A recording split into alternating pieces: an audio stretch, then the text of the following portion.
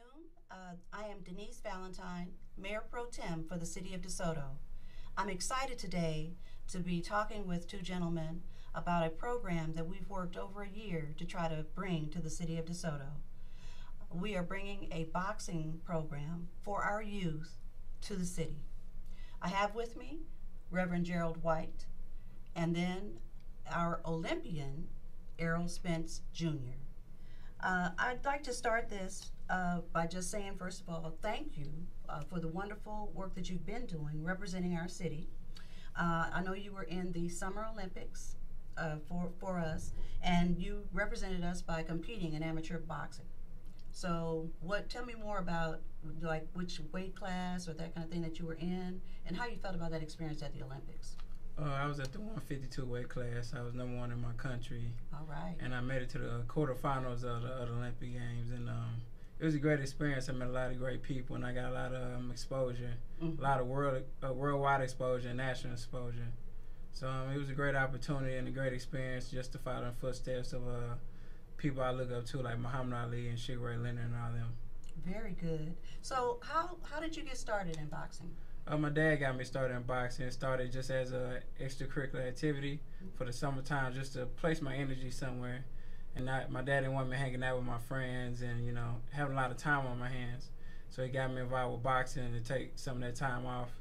And it helped me out a lot, kept me out of trouble, and just kept me focused on boxing. And I just fell in love with it. And I found my niche. And how old were you when you started? I started when I was 15. 15, okay, Yes. All right. If you don't mind, how old are you now?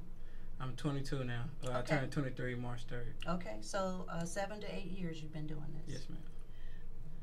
So, in boxing, what are some of the best things that you can say about boxing? The best things about boxing, I did a lot of traveling. I went to different countries. I probably went to 10 or 15 different countries. And just met a lot of great people, and just the experience and the discipline. It's a lot of discipline in boxing too. You have to have discipline because I had to make a certain weight. Each fighter had to make a certain weight and make it each day for probably like a week, 2 weeks. So it takes a lot of discipline, and just overall, just staying out of trouble. The time that boxing takes a lot of time to be in boxing, and the time that I had to spend with boxing, I didn't have a lot of time for other different stuff, like hanging with friends and girlfriends and everything else. So it's just the time that I had to spend with boxing that helped me out a lot. Reverend White, did you have a question? Well, I just wanted to kind of add to what Errol said about the discipline and boxing being one of the major things involved. I mean, you have to have a particular mindset, and one of the better things about boxing is it teaches you discipline. Also, it teaches you yourself. You know yourself. You know your limitations. You know that you excel at. So it opens up a lot of things for an individual about themselves. It's self-discovery. That's one of the better things about it. And it teaches you that you yourself have to make a commitment to something. You yourself are the only one that can fulfill that commitment. Nobody else can box for him. That's right. He's got to box for himself. So that's one of the better things about it. It teaches you about yourself, self-discipline, and your own goals. What do you want to do? Well, what is the worst thing about boxing? For me, I love boxing all around. It was no worst thing for me for boxing. It helped me out. I needed boxing more than it needed me. It just helped me out all around. It wasn't any worst thing about boxing. You never got tired of working out? Oh, of course you're gonna get tired of working out, but if you want to be the best at something, you want to be number one at something, you can't get tired. Especially when I was in the Olympics and being an Olympian and fighting different countries, cause them dudes fighting in them third world countries and coming from a real poor background. And them dudes, they're fighting for, they're fighting to eat. Yeah. So I mean, I had to train hard and train every day because I knew them guys were training every day. That's right. So as people start in boxing, the first thing you're going to do is a lot of working out and conditioning, and that's why I was asking about that, because people might want to just jump right in, put on the gloves, but you really have to be in good condition. And I know just even from the exercise that I do for myself, trying to be better, in better health, you get tired, your muscles hurt, things like that. So what inspired you past that point? Well, it takes a lot of running. And me personally, I hate running. But I knew it was something I had to do. That's why I say it takes a lot of discipline, because even when you don't want to do something, you have to do it, because that's going to get you past, and that's going to get you to the top level, to another level, take you to another level where you compete with the top guys. And, it just, what inspired me just to be the best and, want us to be successful at what I wanted to do.